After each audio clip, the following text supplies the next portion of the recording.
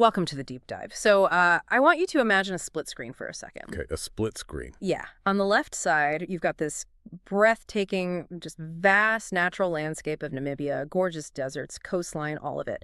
And then on the right side of the screen, imagine this massive kind of imposing question mark. And inside that question mark, there's a graph with a line just skyrocketing straight up. Right, the economic growth curve. Exactly. Because today we are looking at a statistic that is, well, it's honestly mind-bending. According to this 15-part forensic data analysis we have from 1950 to 2024, Namibia's national income index went from an absolute baseline of 0.000 in 1970 all the way to 1.0 in 2024. Which is a staggering jump. It's an increase of nearly 113-fold economic growth. On paper, they have completely triumphed, right? They've entered the ranks of middle-income nations. It looks like a massive success story. On paper, yes, it looks like the ultimate development dream. But, and this is where we have to say, okay, let's unpack this, because the massive stack of historical CSV data sets we're going through today reveals a really chilling reality.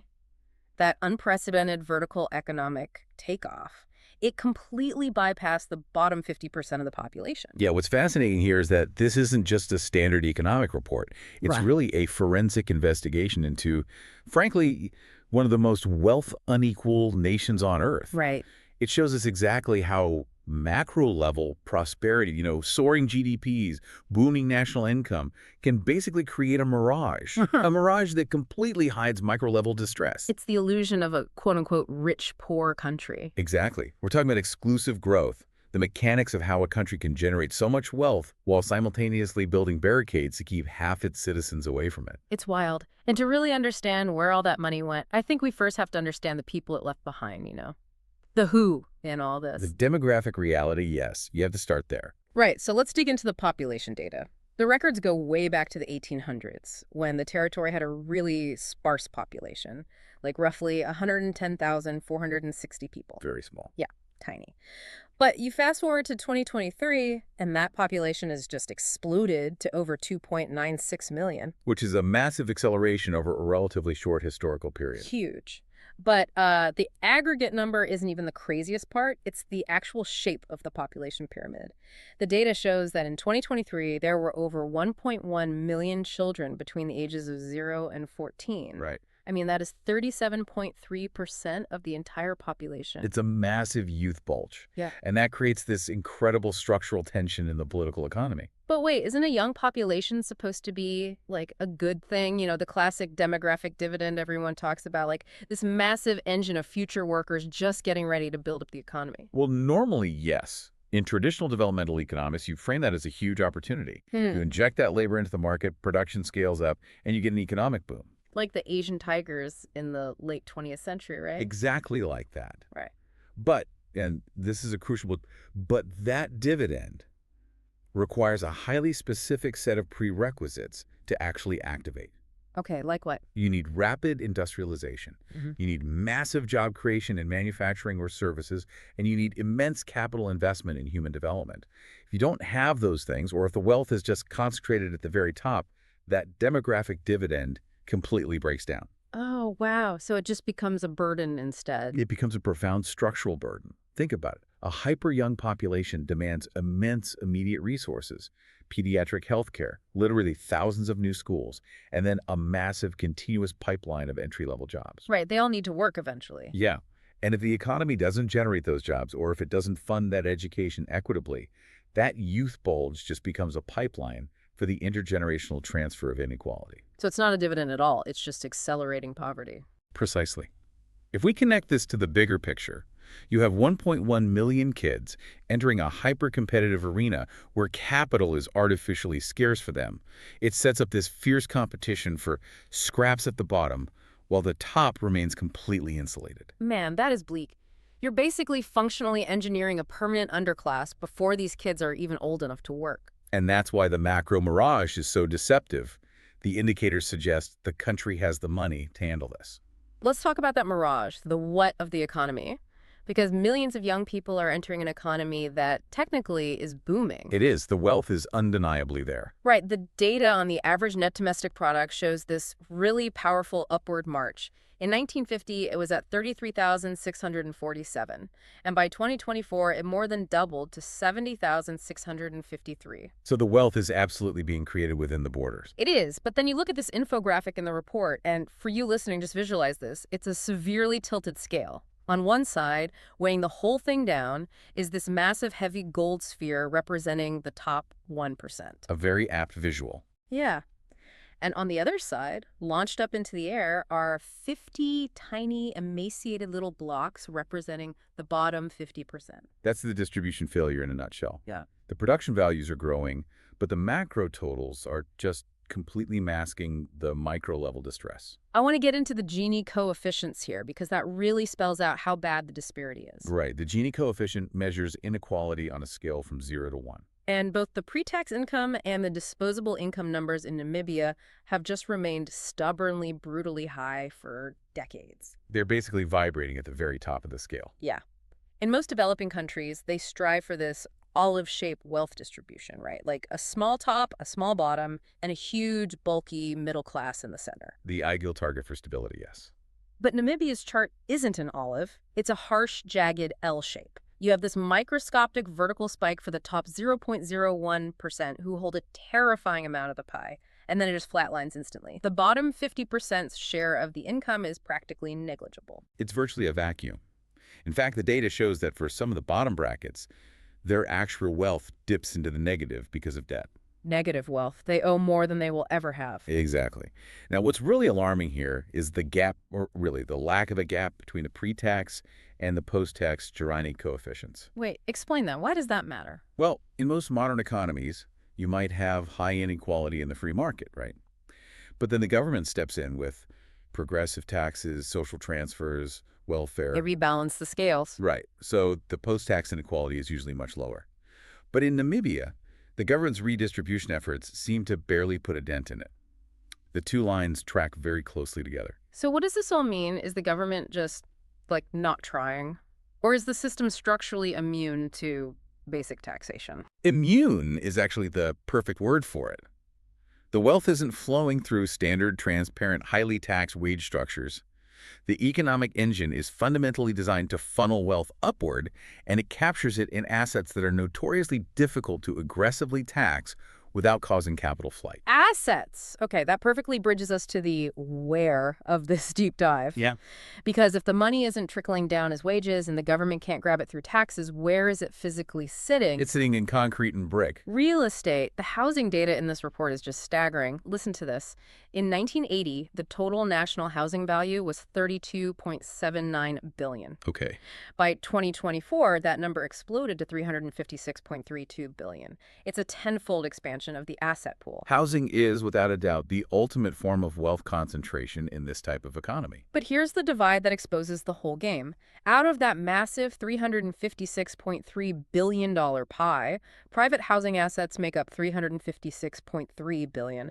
Government or public housing is a measly $20.6 billion. Which is an incredible disparity. It's a total monopoly. Private property essentially rules the entire wealth storage system. And this is where we have to connect the modern economic data directly to colonial history.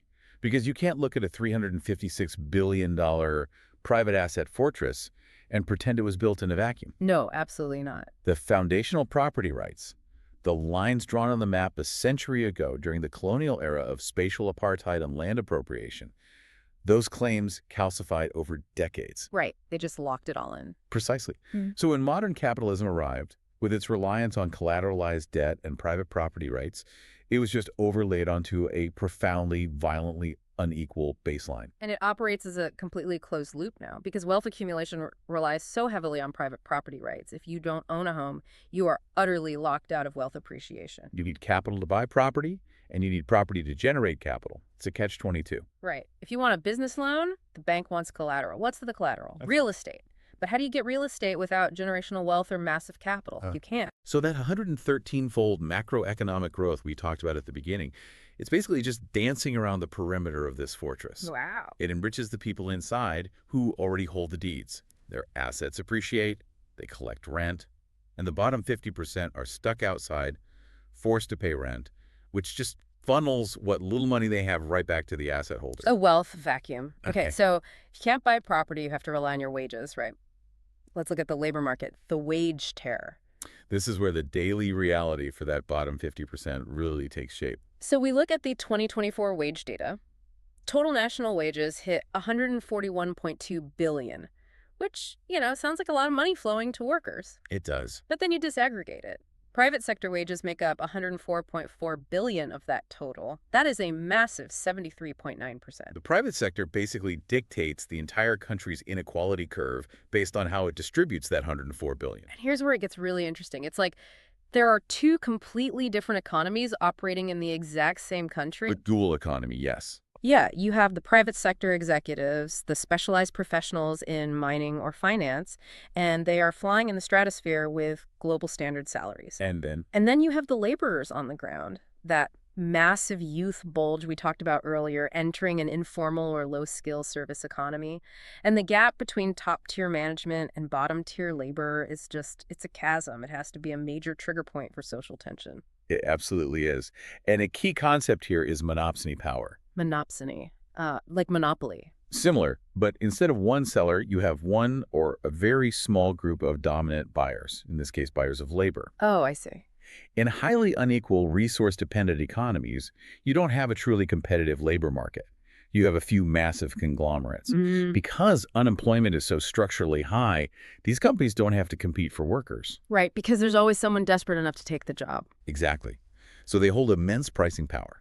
They can artificially suppress wages at the very bottom while drastically inflating compensation for the executives at the top. The wage gap isn't just about different skill levels.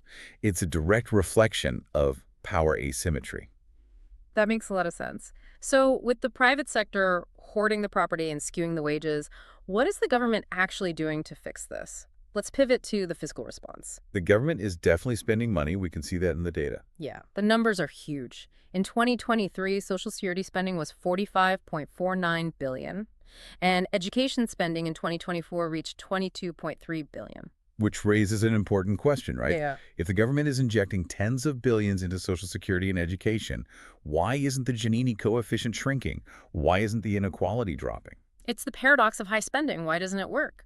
Because that spending acts purely as a breakwater or, a Band-Aid. A breakwater. Just stopping the waves. Right.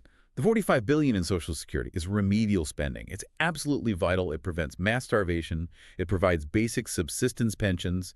It keeps the social fabric from completely unraveling. But it's just survival capital. It's Yeah. just enough to keep the bottom 50% alive. It's nowhere near enough to actually facilitate class mobility.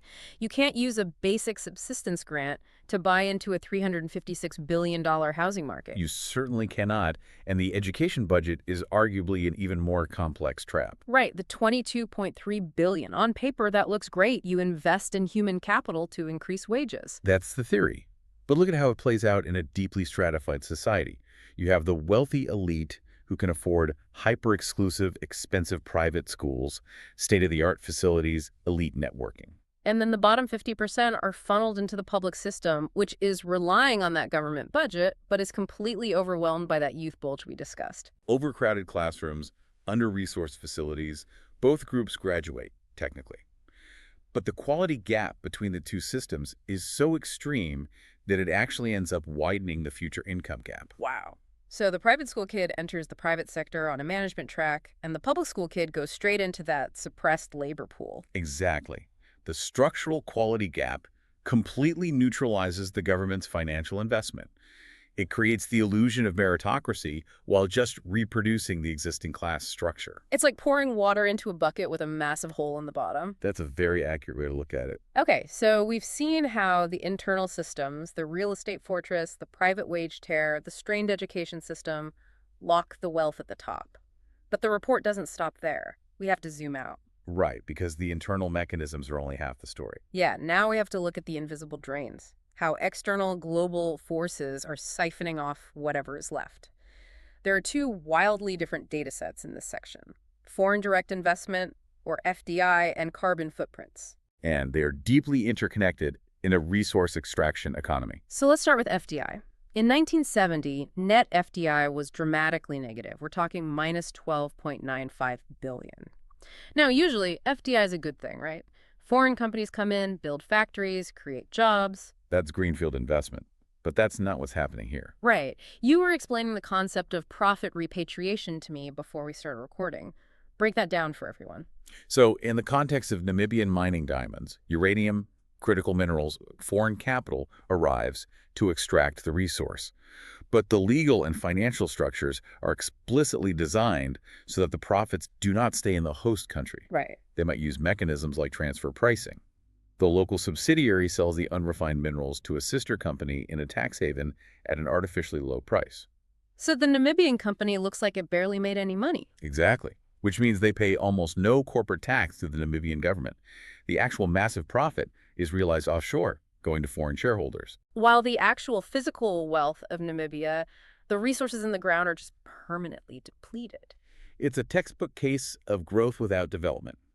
The GDP goes up on paper, feeding into that 113-fold growth stat. But the national treasury doesn't see the wealth. It just vanishes overseas. That is infuriating, and it gets worse when you pair it with the environmental cost, the green shadow. The carbon footprint data is where the structural injustice becomes an immediate physical reality. Yeah, the scatter plot in the report shows this. The correlation is absolute.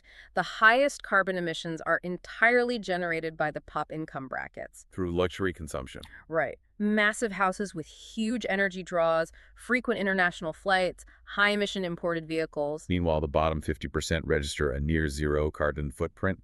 They're just consuming basic subsistence goods. But they are the ones who pay the price. I mean, you connect these two realities to the daily life of the poor. They don't emit carbon, but they face the immediate devastation of climate change. Yes. For the executive in a climate-controlled office in the capital, a severe drought is just a macroeconomic headline. But for the subsistence farmer, or the rural poor, it's an existential crisis. Their crops fail, their livestock die. And that environmental damage triggers the final squeeze on the poor. Inflation. Right, imported inflation. Because if the local crops fail, the country has to import food. But remember, the FDI profits have already left the country, and the climate is degrading, so the national currency gets battered. Exchange rate volatility shoots up. And suddenly, basic imports become exponentially more expensive. Exactly. And inflation is a regressive tax. If you're in the top 1% and you own real estate, inflation might actually boost your asset values. You might make money off it. But if you're in the bottom 50%, you have absolutely no defense. You're surviving on a stagnant private sector wage or a tiny government stipend, and suddenly the price of basic staples doubles. It creates an inflation trap. You're forced into debt just to buy groceries. It's a structural dead knot. The bottom 50% are pressured from above by wage suppression, from the outside by global inflation, and from below by climate degradation. A dead knot. That's exactly what the report's conclusion calls it. We've basically diagnosed the patient here. The economic growth over the last 50 years was purely 100% exclusive. The national income doubled and doubled again, but it didn't optimize the social structure at all. So we have to ask the big question. How does a country break this cycle? Let's recap the triple chains of inequality that the report outlines. Okay, let's lay them out. First, the historical chain. That's the extreme concentration of asset ownership, specifically the $356 billion housing fortress. Second, the market chain, the massive wage chasm in the private sector. And third, the capital chain, the profit extraction by international capital. Those are the three locks on the system. So my pushback here is, are we just staring at a lost cause? I mean, an L-shaped wealth chart, an exploding youth population, wealth fleeing the borders. What does the data actually suggest as a way out? The data is actually very clear on what needs to happen, but it requires abandoning superficial fixes. You can't just tweak the tax code or add a few million to the Social Security breakwater. Right. Band-Aids won't fix a broken bone. Exactly. Let's look at the policy recommendations embedded in the final section, starting with the historical chain. Land and housing reform. How do you break a $356 billion monopoly? It must be decentralized to allow the bottom 50% to build equity. You have to move beyond just providing basic shelter and start actively capitalizing the poor. That might mean state-backed development of high-quality public housing that has direct pathways to private ownership. Give them a foothold in the collateralized economy. Right. Once they have an asset, they can participate in the financial system. Okay, what about the market chain? the wage gap, and the education issue. Throwing money at education isn't enough, as we saw. The gold standard of public education must be elevated so high that it genuinely threatens the monopoly of elite private schools. You have to make the lower-class youth genuinely competitive. If those 1.1 million young people enter the workforce with world-class, technologically relevant skills, they alter the power dynamic. They can demand a more equitable share of that private wage pool. Break the monopsony power. Exactly. And finally, the capital chain, stopping the bleeding of wealth overseas. This requires targeted redistribution. You move away from just survival Social Security. You implement robust taxation on static, hoarded wealth luxury real estate, high carbon consumption. And what do you do with those taxes? You use fiscal tools to precisely transfer that wealth into upward mobility generators. Zero-interest business loans for the bottom 50%, state-sponsored equity funds, direct investments in local capacity, so you don't have to rely on extractive foreign capital in the first place. You transition from managing poverty to systematically dismantling extreme wealth. That is the only mathematical way out of the L-shaped curve. Wow. This has been, just an incredibly dense, profound exploration of a really complex data set. Thank you so much for helping us navigate this. It's been my pleasure. It's vital that we read the silences in the statistics and see who is missing from the aggregate data. Absolutely. Because macroeconomic numbers like 113x GDP growth, they're completely meaningless if they are walled off from half the population. Completely meaningless. And to you, the listener, the learner joining us today, thank you for taking this deep dive with us. Yes, thank you for listening. But before we go, I want to leave you with a final thought to mull over. We spent the last hour looking very intensely at Namibia, at its specific history and its specific data. But I want you to look around the globe for a second. Look at the financial headlines you see every day. It's a very familiar pattern. It really is. How many other countries right now are celebrating record-high stock markets or soaring GDPs, while their own citizens are forced to rely on debt just to buy basic groceries? Quite a few, unfortunately. Right. If true national strength isn't measured by the luxury and the asset portfolios of the top 1%, but rather by the security, the dignity, and the upward mobility of the bottom 50%, how strong is the country you live in right now? That is a real question. It is. Keep questioning the numbers, keep looking behind the headlines, and we'll see you on the next deep dive.